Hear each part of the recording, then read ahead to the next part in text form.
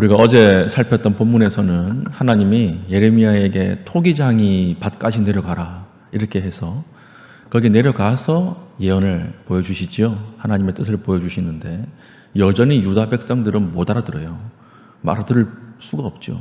못 알아듣고 마지막에 어떻게 끝납니까? 우리가 왜 하나님 말씀을 듣냐, 우리 마음대로 살자, 이렇게 끝이 났습니다. 그러니까 하나님께서 예레미야를 통해서 13절부터 우리 17절까지는 토기장의 행위를 보고도 돌이키지 않는 유다에게 재앙의 선고와 이유를 쭉 나열하시는 거예요. 너희들이 왜 이렇게 철저하게 망하게 되는 줄 아느냐? 이것 때문이다. 이렇게 이야기하면서 예를 드시죠. 13절에는 너희 누가 이러한 일을 들었는지 여러 나라 가운데 물어보라. 이 말은 무슨 말인가 하면요, 이방 신을 섬기는 이방인들도 자신들의 신을 이렇게 철저하게 버리지는 않는다는 거예요. 그렇지 않습니까? 우상을 섬기는 사람들도 자기 우상을 버릴 때 이렇게 철저하게 버리지는 않는다.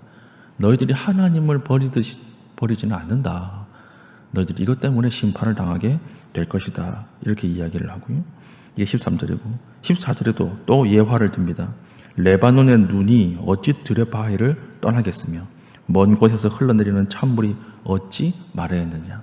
그 당시에 항상 레바논 꼭대기 위에는 만년설이 쌓여 있었습니다.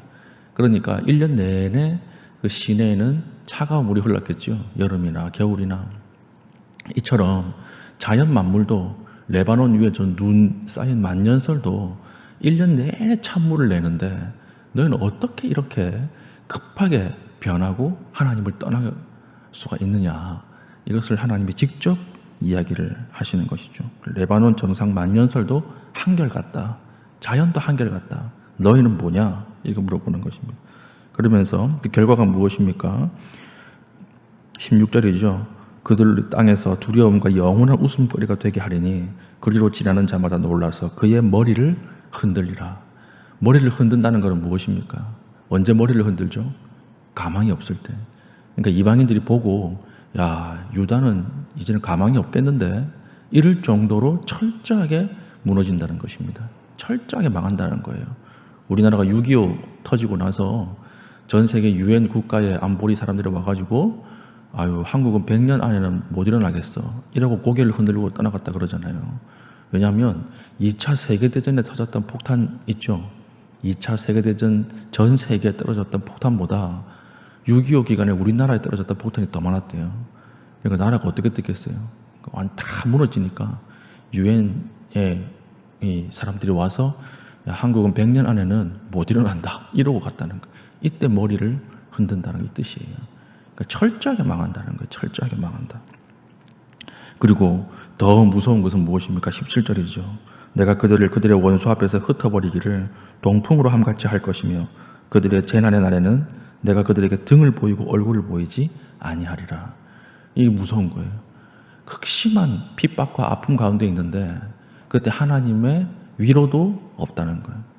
우리가 하나님의 위로가 있으면 우리의 고난도 통과할 수 있지 않습니까?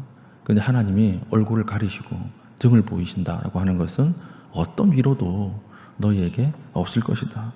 이게 13절부터 17절까지의 재난을 당하는 이유 이야기합니다.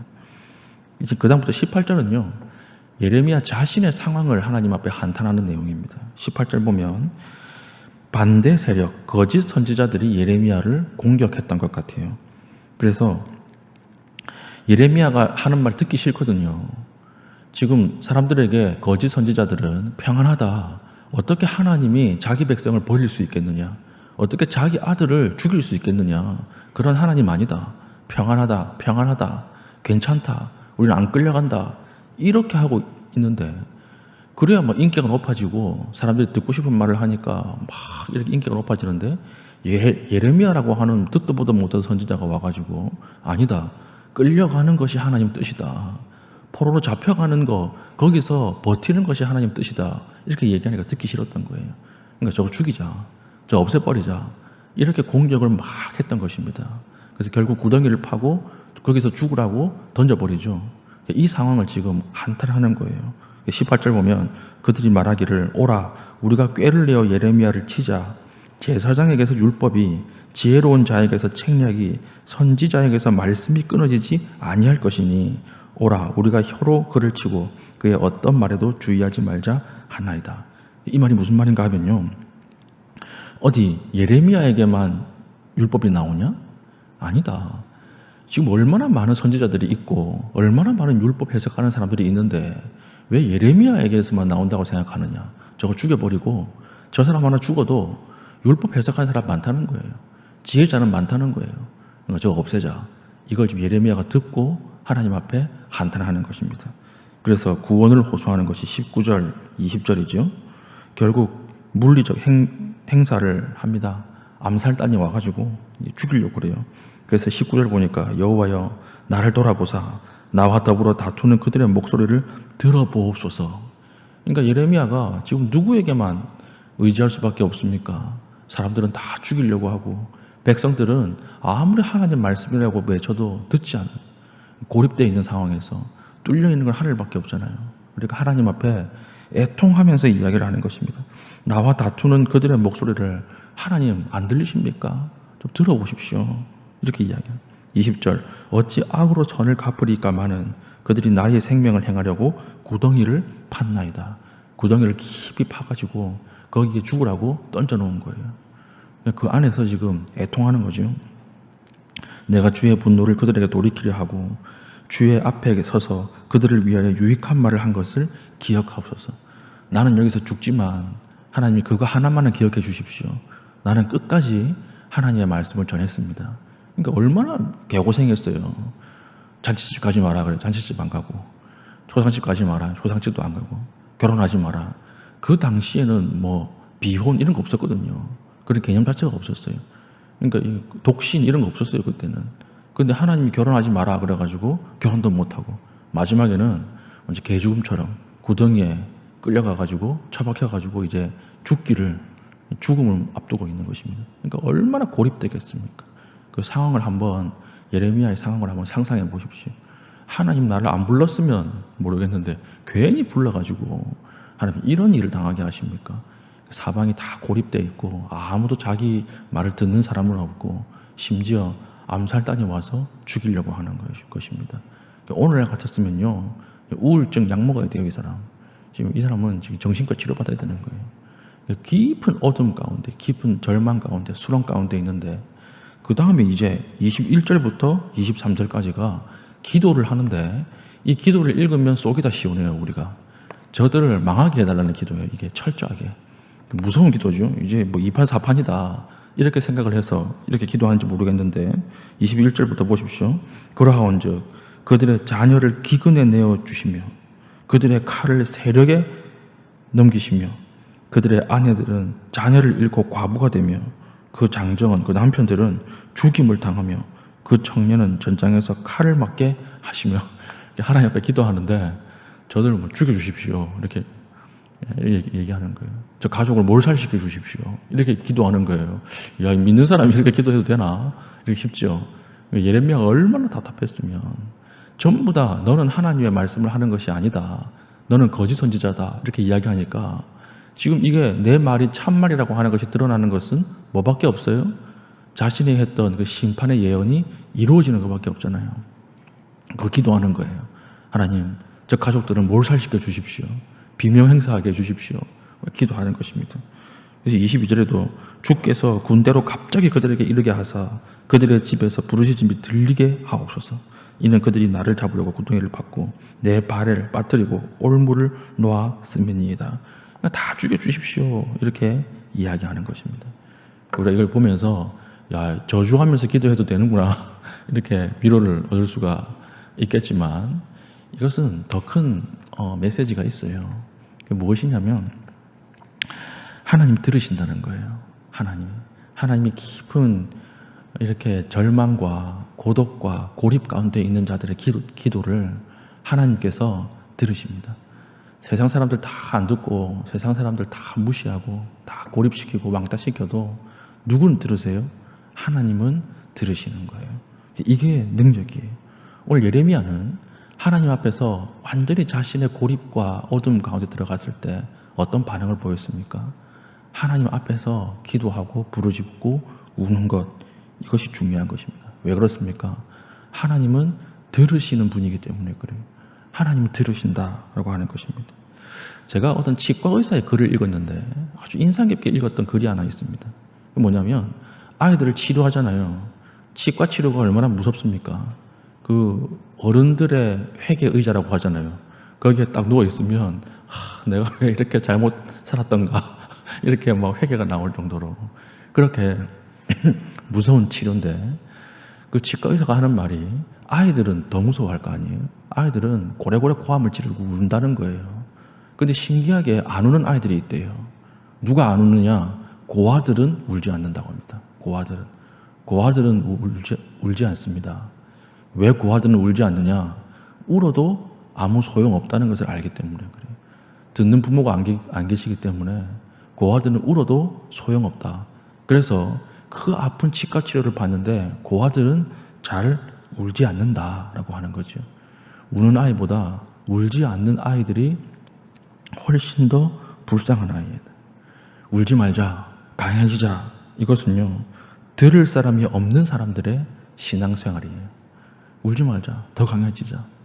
이렇게 울지 않는 아이가 가장 불쌍한 아이라고 하는 거죠.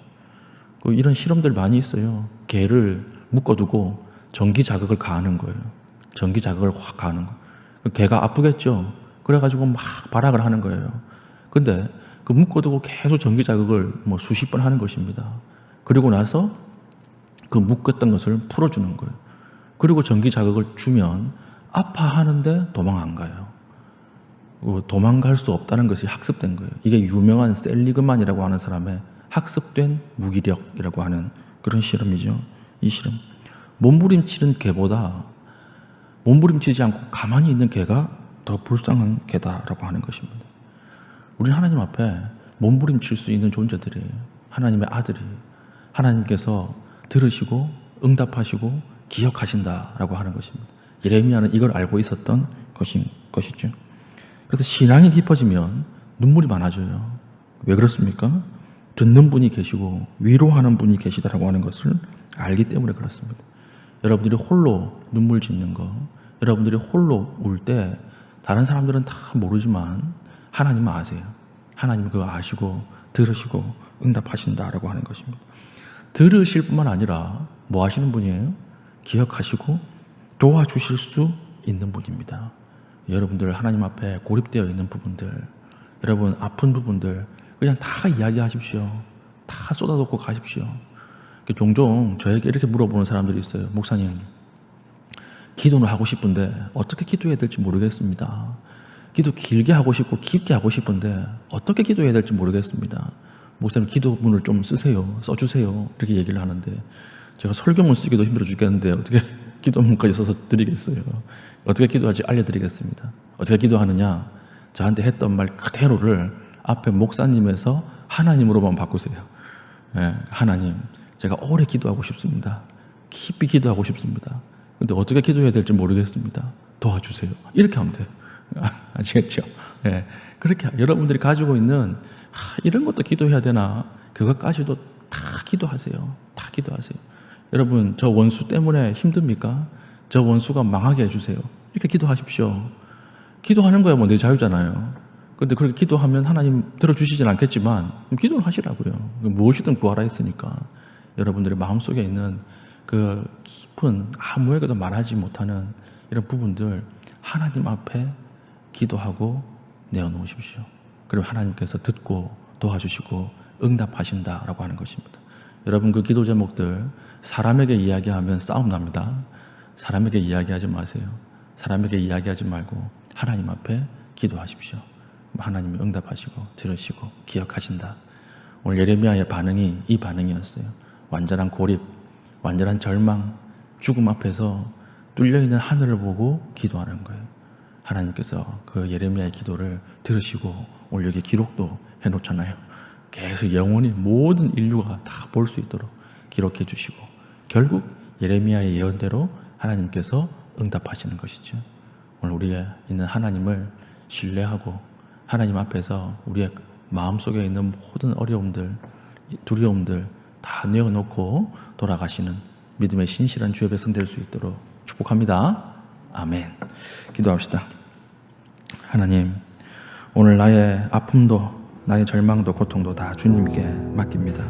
들으시는 하나님께서 우리의 아픔을 들으시고 기억하시고 응답하시고 도와주시옵소서. 기도할 때 우리의 마음 깊이 만지실 줄 믿습니다. 하나님 은혜 베풀어 주시옵소서. 기도하신 이후에 개인적인 기도의 제목을 가지고 기도하시고 자유롭게 돌아가시겠습니다.